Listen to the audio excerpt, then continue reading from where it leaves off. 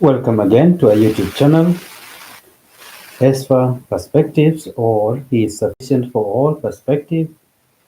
Today we reflect or continue to reflect on family and its values, and especially family, other people's property, and false witness. Indeed, we are discussing these things because it is in the family that we teach these values even without stating them and telling them do A, B, C, D, or do not do one, two, three. That means we teach our children these values by doing, by being an example to them. For example, God instructs us in His commandments, among many others. He says, do not steal. That means it is a no to take somebody's property, somebody's idea, somebody's belonging and take ownership of it if the person has not given it to you or you have not bought it from the person. Do not steal. And then goes on to say, do not covet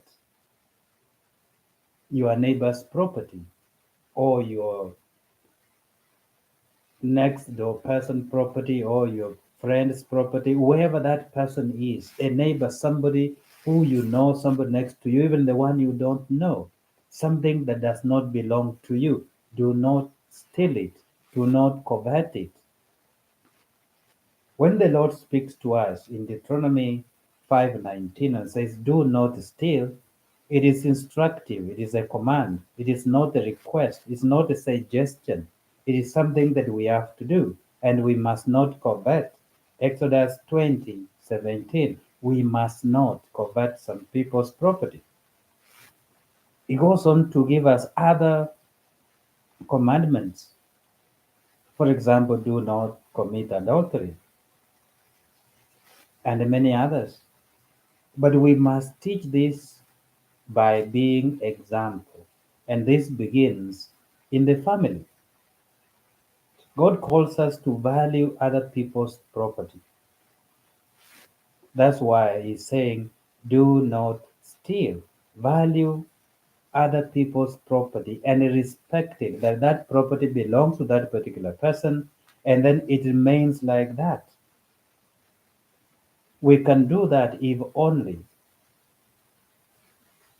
we practice these commandments in families, that the children grow up knowing how to value other people's property, not to covet other people's property, not to bear false witness against anybody.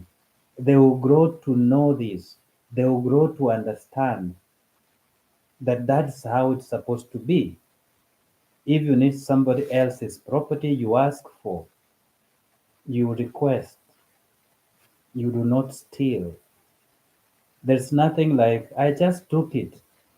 There's nothing like taking, that is stealing. Maybe, for example, if you are staying, two of you in a house, or you are roommates, or you stay in the same house, and maybe, let's say, in this time, maybe in the US, and you have your car, somebody has his own car, and your roommate comes and picks the keys to your car and drives it away and comes back and say, by the way, I took your car out when I went shopping. You never asked for it, you never requested for it, you just picked my keys and drove my car, and then you brought it back without my permission. That short time you took my car away without my permission, you stole it because I was not aware. There's nothing like I took it for a while, but I brought it back. No, you did not take it, you stole it. So stealing can come in many, many forms. Why do we insist on these things to be taught in the family? It's because Children in the family, they learn more from their parents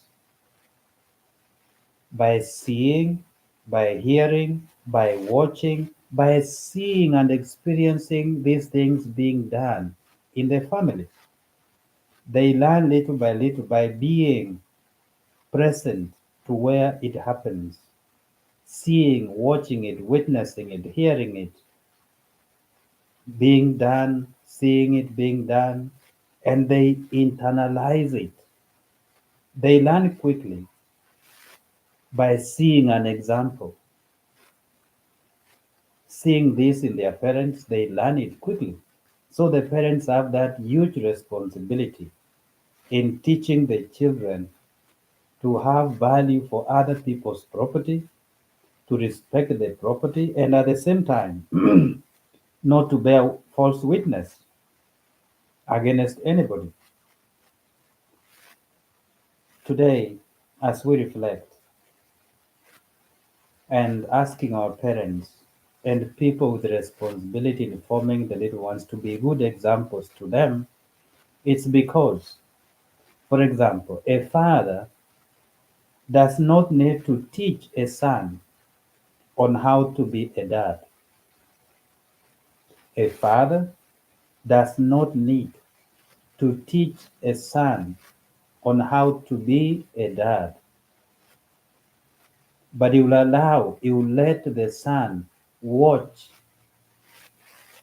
or watch him being a dad, being the father of the family.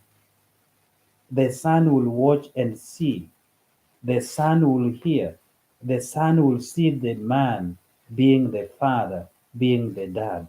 He does not need to use many words. It would rather be the son coming to the father and asking, "Why did you do that?" And now that's the teaching moment. Why are you the only one who does this and this and this? Then the father now will tell the son, "I do this because I am the father of the house. I do this because I'm your dad." Let the son see the father being a dad, and they will know how to be a dad when he grows up. A mother does not need to teach the daughter how to be a mom, how to be a mother, but will allow the daughter to watch and see, and sometimes accompany her in whatever she's doing and learn on how to be a mother of the family. She does not need to use many words, but by her own example, the daughter will ask, "Why should we do this?" Then the mother will explain, "I do this because I am the mother of the house. I am the mother of this family." Seeing, watching, hearing, experiencing that in the family, the children learn more.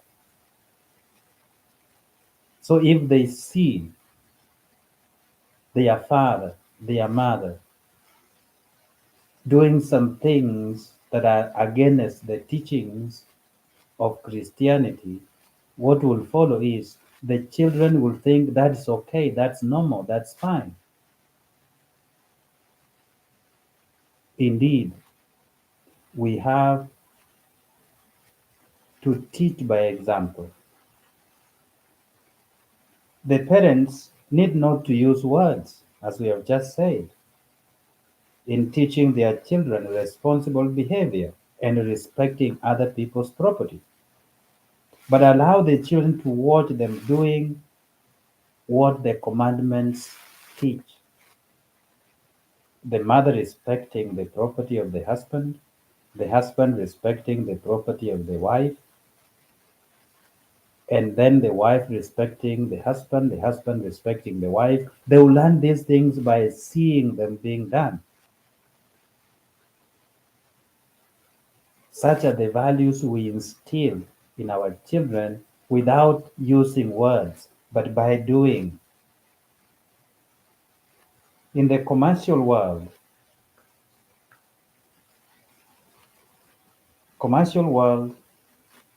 the commandments forbid us from all manner of cheating in buying and selling. The Lord tells us, You shall have honest balances, honest weights, honest ephah, and honest hin. I am the Lord your God who brought you out of the land of Egypt. That's in Leviticus 19:36. The Lord has called us out of sin, out of Egypt. He has called us as a family of God out of sin, and He expects us to be honest, to be truthful, to use honest balances. And this can be taught in the family by the parents being honest themselves. Then easily they can teach this to their children.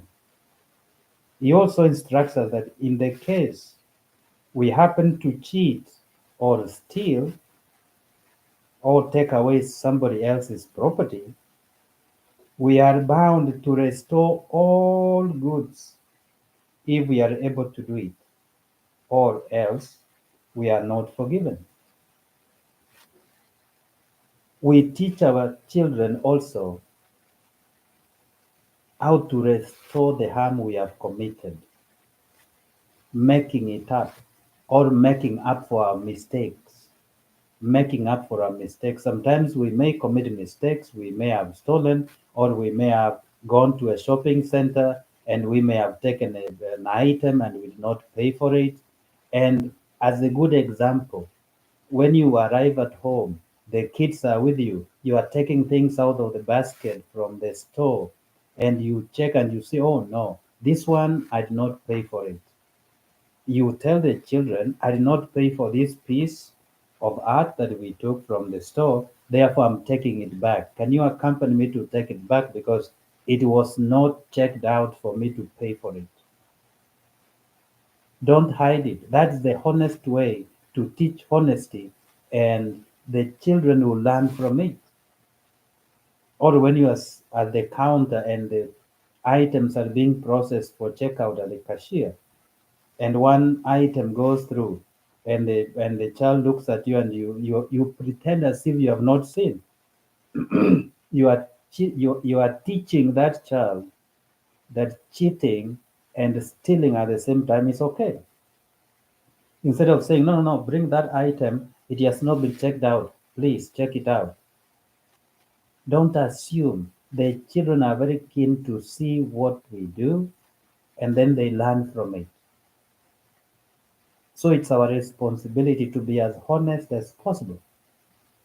You are in the store, you are buying this item, and the children see you interchanging items or price of items from one to another. You are teaching them how to cheat and how to steal.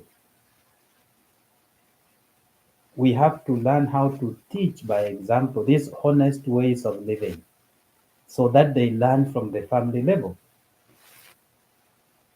Our Lord also instructs us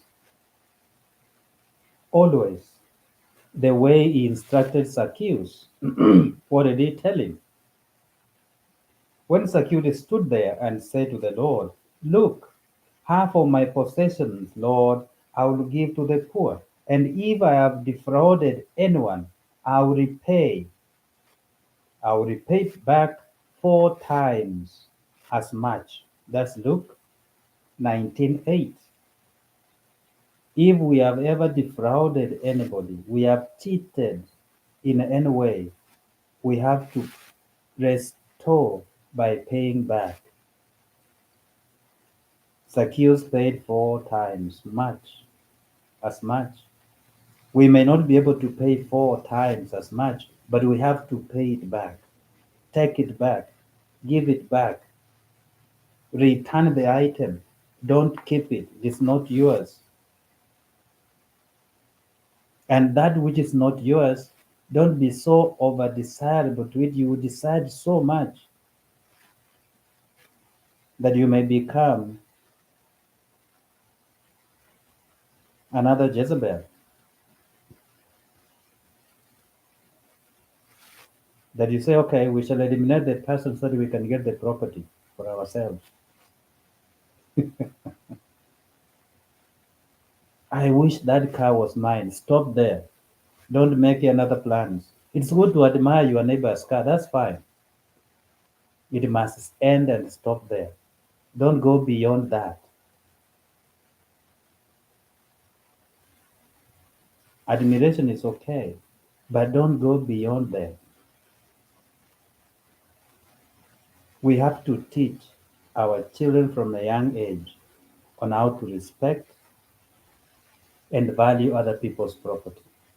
Do not encourage children stealing toys from each other, from one another. They shall be taught in the family level to respect those toys, those shoes, to respect properties of others. Don't just use them because they are your brothers or your sisters. Don't just pick them because they belong to your brother or to your sister. Teach these values that when they become old enough, they will continue following those lessons afterwards. That is with regard to property and not stealing, not coveting people's property, because the Lord does not admire that. Because indeed, when the Lord speaks to us, He speaks to us as His loving children. He speaks to us and commands us also as disciples to continue with the ministry that He has given to us. And He knows we shall have conflicts once in a while. We shall have misunderstandings as human beings. We shall step on each other's shoes once in a while. We shall commit mistakes. We shall be offended once in a while. And sometimes we may be taken to court or to a place of adjudication of what has happened. And the Lord says, no, even when you do not like the person or whatever has happened, you don't like it, never bear false witness against each other. This one also can be taught to the children from the young age. The Lord demands from us that we may not lie, that we may not have lies or false witness.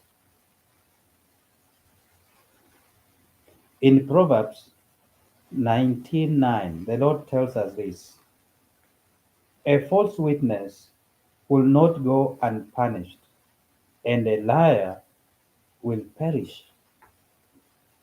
A false witness will not go unpunished, and a liar will perish.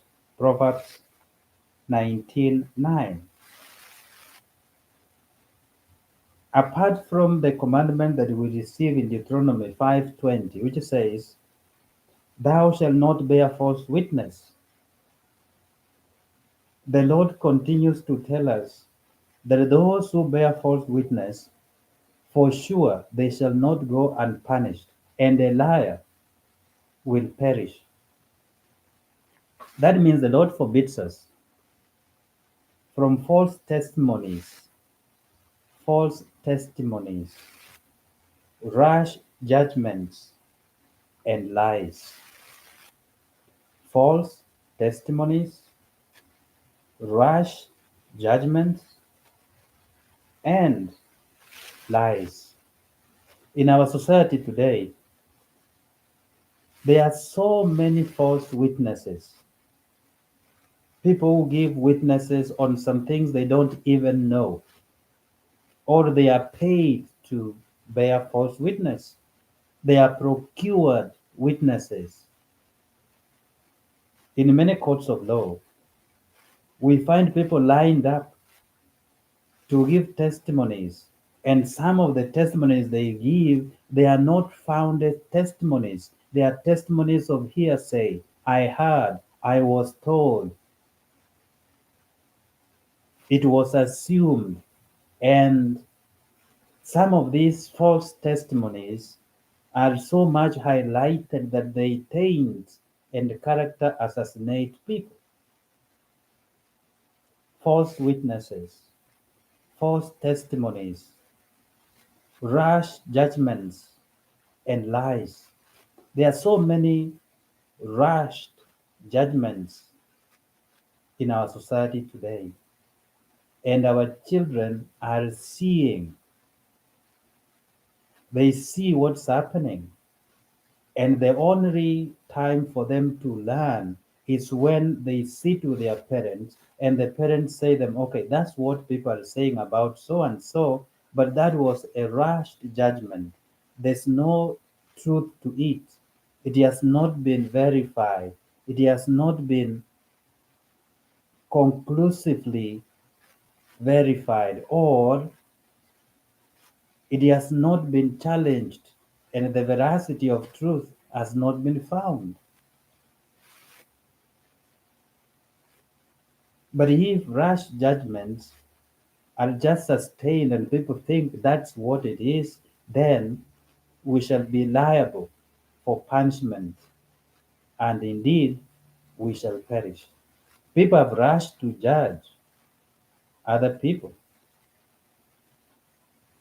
just by allegations, alleged, and people just pass judgment and say, even I see how he behaves, I think that must be true. Indeed, it is true. And in our society today, repeated falsehood behaves or acts as if it is true. Even those who speak the falsehood, those who utter the falsehoods, eventually they tend to believe in it. Repeatedly, they repeat until people start trying to believe in it. And that's our society today. We as Christians, we must go beyond repeated falsehoods, rash judgments, and lies against our brothers and sisters. We must go beyond that. And the parents are the best teachers to teach our children on how to go beyond rash judgments, lies, and false testimonies. And teach them from the very beginning hearsay is not evidence in court.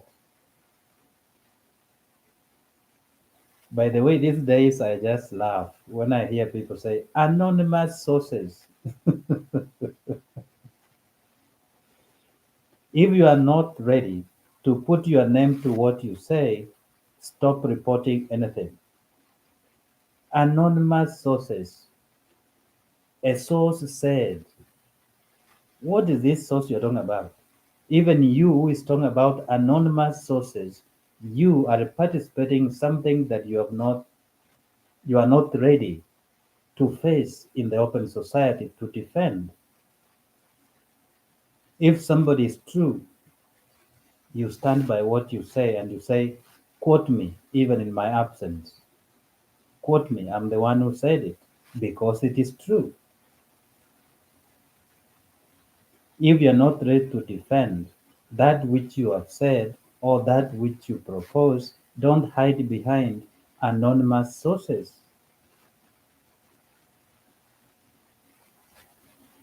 That's how we kill our society. The Lord is saying false testimonies, rash judgments, and lies. We as parents, as adults, we have a responsibility to teach the young to distinguish falsehoods from truth, lies from facts, and avoid rash judgments. The Lord speaks to us as He forbids us from false testimonies, judgments, and lies. We, in other words, are forbidden from mentioning evil that one has not done. evil that someone has not done. We must not mention something that somebody has not done. He's also forbidding us to have no more distraction, meaning not to speak without sufficient reason. Not to speak without sufficient reason about any evil, about anybody. We have no reason to speak of evil of any person without sufficient reason, even when it is true. Without no reason, you have no sufficient reason to speak about it. Both calumny and detraction are sinful.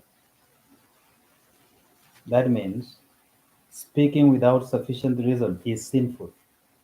Speaking without sufficient reason is sinful. That's what we call detraction. Detraction. Detraction. Speaking without sufficient reason of the evil of another person. That is sinful. We are called to speak the truth with love and care. That means love in charity. But speaking the truth in love, we must grow in every way into Him who is the head, into Christ. That is Ephesians 4:15. Even when we speak truth with love and in love or in charity, we have to grow into Christ who is the head. How do we grow into Christ who is the head? Christ spoke truth not to condemn, but to save. Spoke the truth not to condemn, but to save. When we speak the truth, are we speaking the truth to save or to condemn? We have no responsibility of speaking the truth in order to condemn, but speaking the truth in order to save. We have a right, each and every one of us, to our good name. Everyone has a right to his or her good name. A good name is to be chosen rather than great riches, and favor is better than silver or gold. There's nothing more valuable than a good name. And that's Proverbs 22:1, which says, a good name is to be chosen rather than great riches, and favor is better than silver or gold. Whenever you character assassinate somebody, whenever you taint somebody else's character, whether by speaking the truth without sufficient reason or bearing false testimony or rash judgments or lies, you are killing this person's character. You are assassinating that person. And each person has a right to a good name.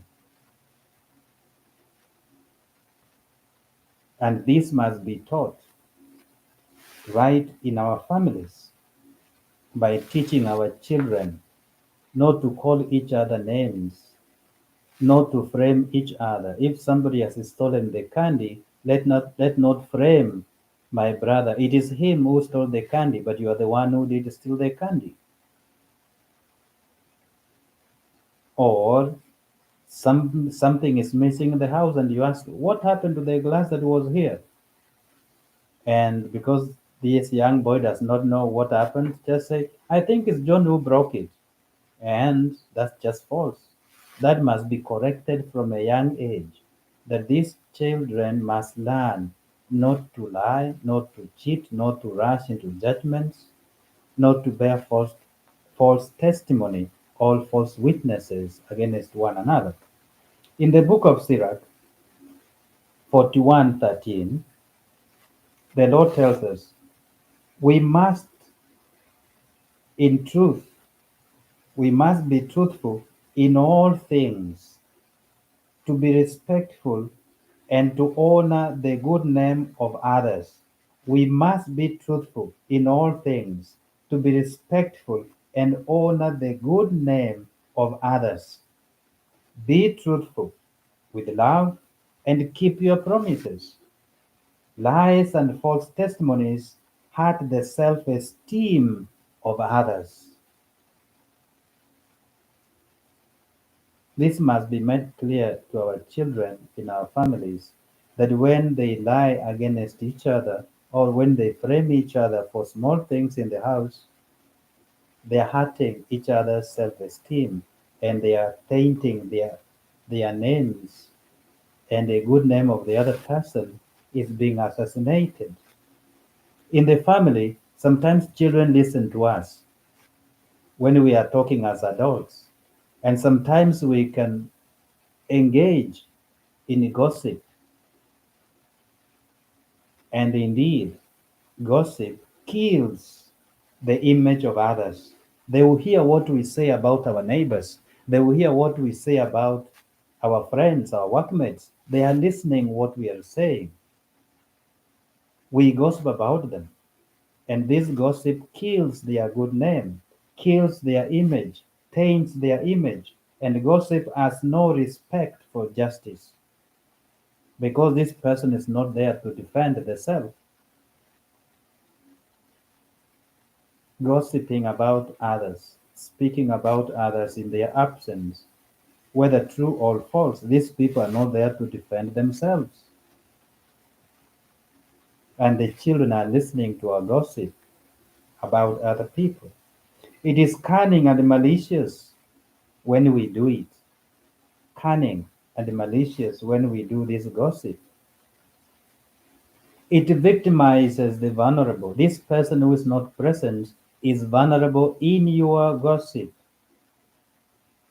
And also, this person is helpless, cannot help the self. It tarnishes the reputations, wrecks even marriages of others. Maybe I gossiped with my wife today about so and so. I heard he was seen in the strip club. Hmm. I heard.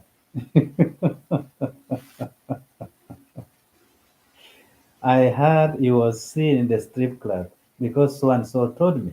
Then my wife goes next door. If I was married, I'm not married. If I was married, then my wife next day goes with friends at work and says, my husband told me, can I tell you something? Yes. My husband told me, James, who stays in that block over there, was seen in the strip club with some people the other day. What's happening with him? Is he okay? Then that gossip spreads. And what will happen in that marriage? That man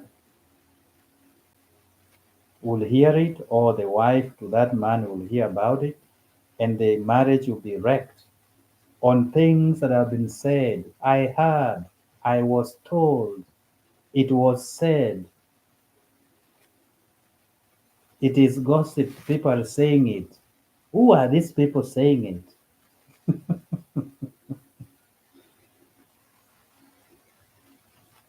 It was hard said. It was said. Somebody said it. I don't know who it was, but I heard about it. That gossip goes round. It wrecks friendships, marriages, relationships. It ruins careers. People have lost their jobs because of gossips. People have lost a fortune in life because gossip. People have lost their vocations because of gossip. Gossip is extremely dangerous. And before you know it, people have accumulated so much gossip that it piles and becomes like a mountain. For this person to come out of these things that have been said, people have already concluded and have made opinion. over this person and have concluded and said it must be true. And because we cannot verify it, we have to terminate his work or suspend or whatever it is. But at the end of the day, you have wrecked relationships, you have collapsed marriages, you have ruined careers, you have killed that person's emotions. That person also is suffering, always trying to think, where did this come from? Who started this? The person maybe even get depressed. Gossip. We have to learn to teach our young children to avoid gossip from the very beginning. As they grow up, they will respect that. And all these things start in the family. Some people find themselves not doing some things not because they have been told not to do it, but because they saw their parents not doing it. And when they asked why, they were explained to why it was not being done, and they learned from it. Some are doing some things because they saw their parents doing it. Some have become philanthropists because their parents were helping people out because they saw their parents doing it. Some even have continued the charity work of their own parents because they saw the parents doing it, and they are not deviating. They may not be Christian, but they are following those good values the parents instilled in them. My brothers and sisters, we have to check what we say to others and about others. We have to check always what we say to others and about other people. We have to ask ourselves few questions before we speak. And these are some of the few questions that we have to ask ourselves before we speak. One, is what I'm about to say the truth? Is what I'm about to say the truth?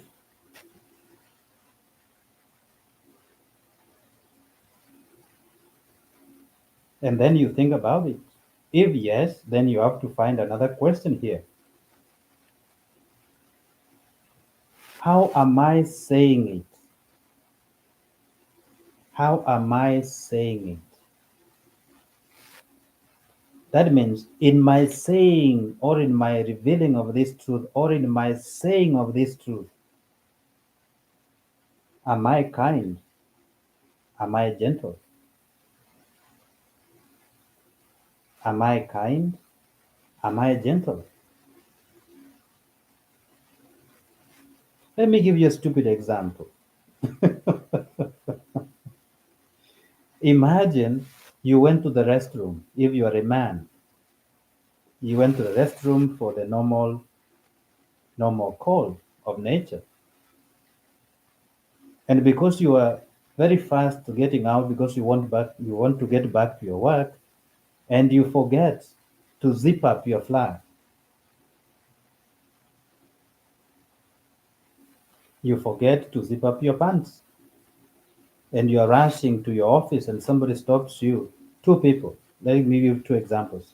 Two people stop you. One maybe stops you and says, "Excuse me, it's like you forgot to zip up this.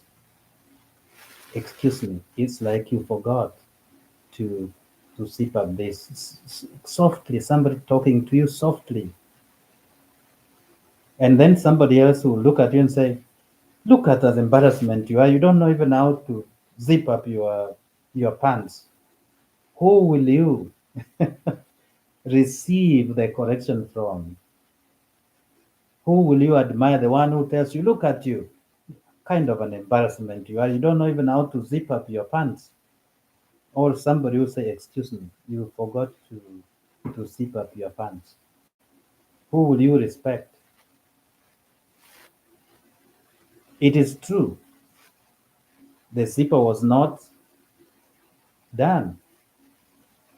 That's what you want to say. It's not done. But how do you say it? Are you kind? Are you gentle? Then the other question you have to ask yourself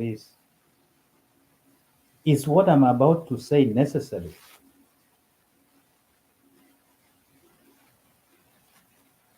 There are some things we say that are not necessary at all. They serve no purpose. Is it necessary? If you have gone for a social and you are gathering around, family members are there, friends are there, and you see your old friend donning very dark and black hair, and you have known the person previously with gray hair, and you say, did he color his hair or what? It is true, his hair color is changed, that's a fact. But is it necessary to talk about it? No, it's not necessary. If you want, you can call the person aside and say, wow, you look nice, your hair is doing very well. What did you do to it? Just be honest with the person. Don't tell everybody around. Is it necessary when that person has told you, I dyed my hair. My hair was very gray, so I put some color on it to look nice. Is it necessary for you to tell everybody else that Madam Joyce these days is dyeing her hair? Is it necessary? Though it is true, but is it necessary? If it's not necessary, leave it alone. You don't know what it may cost after you have said it. Maybe she never wanted that to be known by many people. She told you because you took her aside and you asked about it. It's not necessary. If not necessary, don't talk about it. Leave it alone. Then you have to ask yourself this again. Am I spreading a rumor or am I encouraging one? Am I spreading a rumor or am I encouraging one? Go back to the example we said. I heard Madam President of the company was having an affair with a young driver. The term here is I heard. When you ask yourself such a question, am I spreading a rumor or am I encouraging it? Yes, when in this case, when you are saying, I heard Madam President of the company is having an affair with a young driver of the company. It's something you heard. You have not verified it. You don't know whether it's true or false. Are you spreading a rumor? It will be yes. If not, you are encouraging the rumor by telling your neighbor about it. Gossip and rumor should stop with you. Don't encourage it. Don't spread it. Don't encourage anything to go beyond. Somebody may come and tell you, I heard that Madam President is having an affair with a young driver. Say, I don't know about that. Just let it be. Don't say, oh, tell me more. What about it? What's your business by knowing it? Unless you're an investigator, what benefit will it benefit you unless you are the vice president? You want to taint the name of the madam president so that you can become the president, and that would be selfish and sinful. I had madam president of the company is having an affair with a young driver. Say, I don't know about that, and please, I don't want to hear any more about that. Just let it be. Because you're involving somebody's name who is entitled to a good name. And such as the conversation sometimes we take to the house. We come to the house, my spouse or ask me, oh, how was work? Ah, it was nice, but normal things of workplace. Madam President is said to be having an affair with the driver, and the man who takes care of the grounds is unhappy, and you are speaking of all these things in the presence of your children, and they are listening. It's what you heard. So when they grow up, whatever is being said, they can come and share it out. And if you have to vent out something that you have gone through your work or at work, your spouse is there for you. You can take her aside, you can take him aside and say, okay, I am going through this at workplace. This is what's happening. Then you share, because that moment you are letting out the frustrations, not because you are spreading that rumor, but because you are sharing your experience at work. But when you are sharing in the presence of your children and everything else, that becomes gossip. They have no responsibility in what you're going through your work.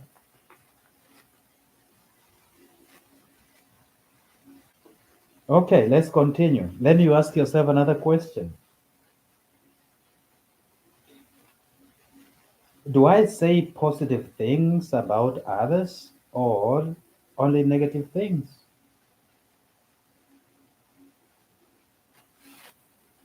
Or what I'm about to share? Is it positive enough to create that person's image or to demean that person? If what I'm sharing is to demean that person, you rather not share it.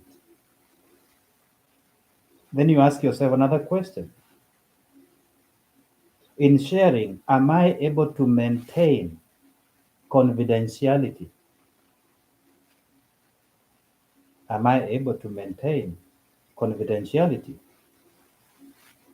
In that scenario, if you are sharing about somebody else's things to two more people or one more person, there's no way you are going to ensure confidentiality. You may tell that person, I'm telling you this in confidence, total confidentiality. And that person will go and tell the other person, I'm telling you this in confidence. And that person will go and tell the other person, I'm telling you this in confidence. And that chain of things being in confidence, confidence, confidence, confidence, at the end of the day, is a chain of people who have known what was just an allegation or a gossip or a rumor, or even if it was true, it was not said due to sufficient reason. There were no sufficient reason to say it. But it had become a chain of people in confidence, and now it is no longer in confidentiality. It is in the heads of so many people who think they are keeping it in confidence. Then you ask yourself another question. How do I begin my conversation?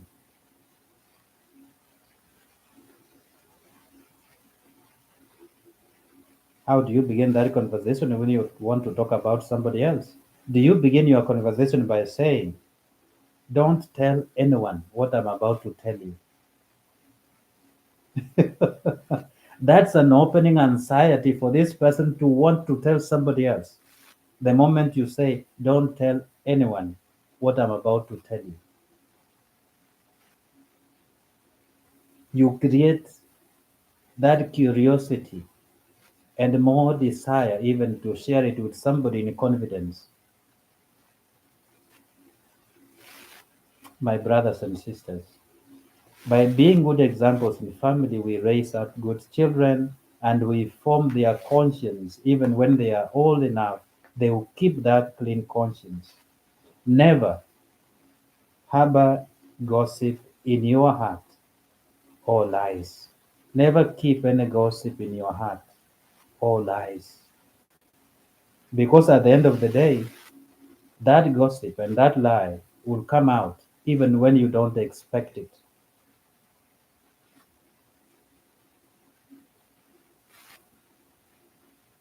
The Lord is calling us here to be charitable in truth And that goes both ways. You only say or speak out when necessary, when you have asked yourself all these questions, because that person, that other person, has a right to his or her good name. Therefore, bearing false witness, rash judgments, and lies are forbidden of us. And the Lord told us, false witnesses, all false witnesses will never go unpunished,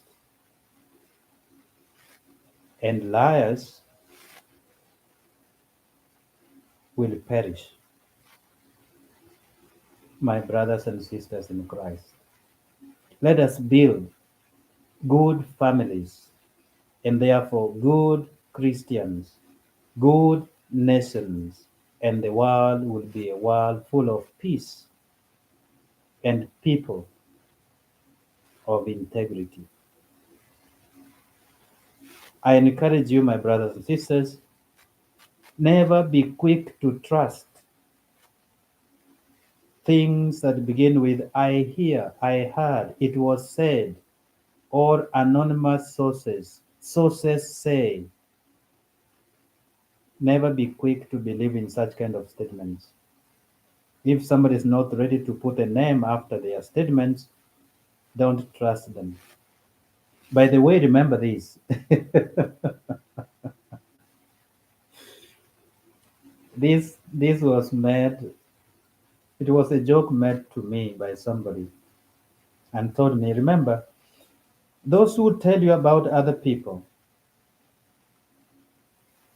they tell other people about you 120%.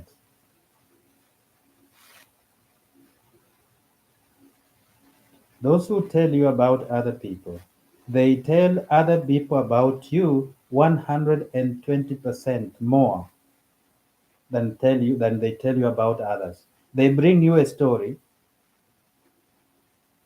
you listen and participate in the story, but when you are listening and participating in the story, they are taking from you what they are going to share with others,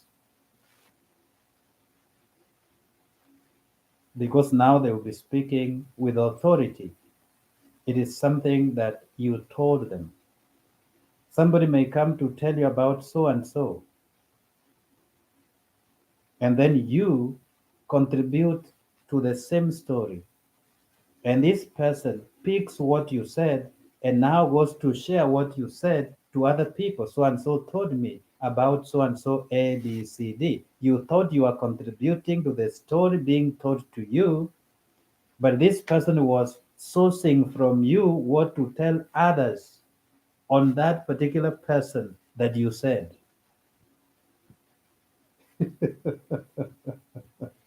Oh, so and so is like this. Even so and so told me. Even so and so told me. Now you become part of the smear program of the false witnessing.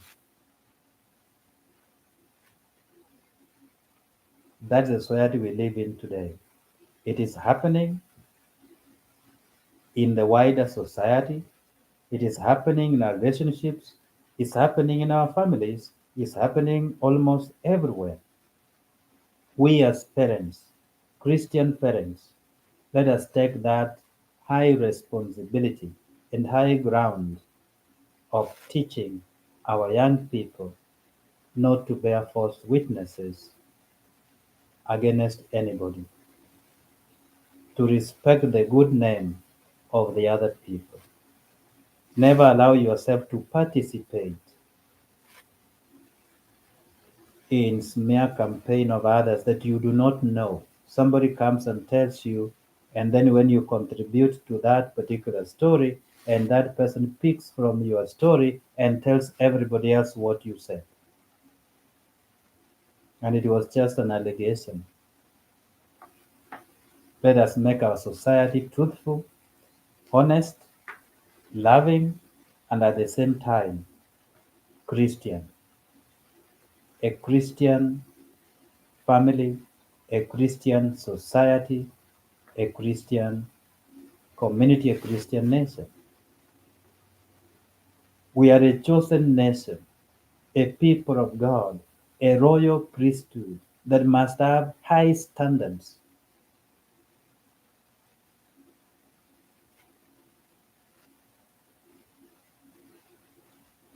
Many people tell us so many things as priests. If we were to share everything we have been told by other people about other people, we may not have a church.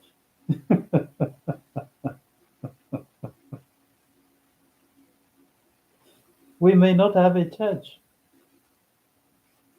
We hear so many things being said. People telling us about everybody else's stories. Even when we sit in the confessional, we hear so many things. That's why we have the seal of confession. Others come to tell you in the office in confidence. We have to keep other people's name in honor and respect.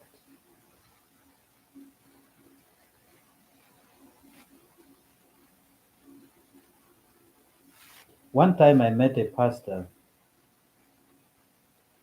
I don't know what they call them, but he's an Episcopalian.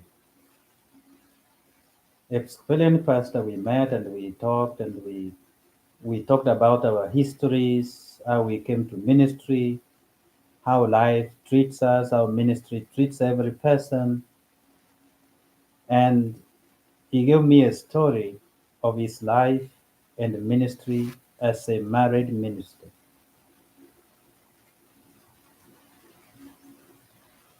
And at some point, he told me, lucky you Catholic priests, you have less things to worry about. We, as married ministers, we have a lot to worry about. We have to keep our church intact. We are taught so many things, and we have no confessions, but people come to us and tell us things about whatever is happening in society, in the church, everything else. We worry about that. Number two, we worry about our spouses.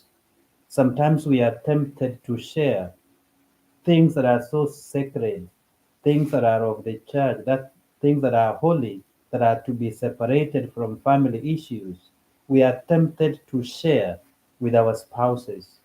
Sometimes we are tempted to share even with our children because we have nowhere else to go. We must go home and we must be present to our children, to our spouses. And the spouses will sense when things are not going on with us. And they will say, honey, what's wrong with you? Today you are very different. There's something wrong with you. And sometimes you try not to speak, not to tell, and you feel inside you, I'm not being truthful to my spouse. And the moment I open up to my spouse, I'm also breaking the confidence the Christian, the worshiper, my congregant shared with me. Even if I share in an anonymous way, I'm still breaking that confidentiality.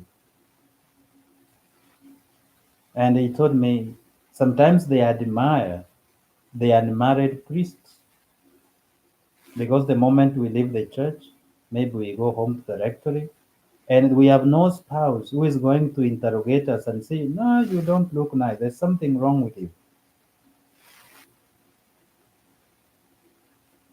And we don't need to pretend to anybody or to be present to any spouse. We only be present to the Lord either in the chapel or in prayer. That's all we can do. But we have to honor, respect, and keep other people's names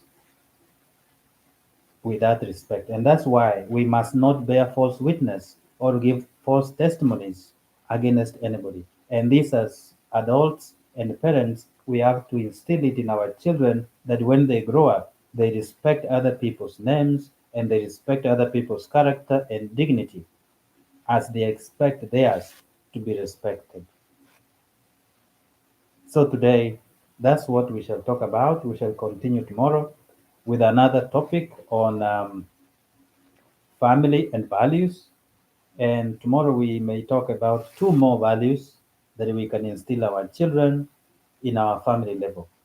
And therefore, I thank you. And as we retire, those who are retiring to go to bed and those who are waking up in other parts of the world, may God bless you this presence. And always remind yourself that He is sufficient for all. That is Hesper, family, or perspective. We proclaim always that our God is sufficient for all of us. May we continue following Him. May He bless you. In the name of the Father, and of the Son, and of the Holy Spirit. Amen.